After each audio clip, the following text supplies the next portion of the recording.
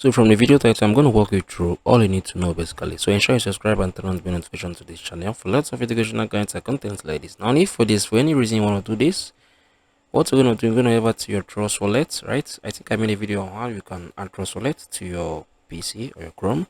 So for us to achieve this, what we're going to do right now, you're going to see the settings. Click on the settings, right? Once I click on the settings, you're going to see the Manage Wallets right here. View and Edit All Wallet. Click on it.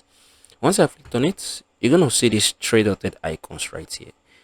Once I've clicked on it, you will be displayed with, you'll be given two options. You can either do this or you can change the name of the wallet, right?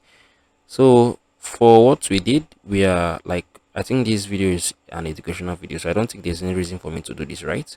So I'm just showing you what you need to do, right, in case you want to do it for yourself. But remember, before you do this, ensure you get a pen and paper and write this down, right, for your own safety, so as everything will be good, right? So this is what I'm going to do. Click on this. Once you do this, yeah, you are set. If you found this video helpful, share your thoughts below in the comment section. Thank you guys for watching through. I'm going to see you all in the very next one.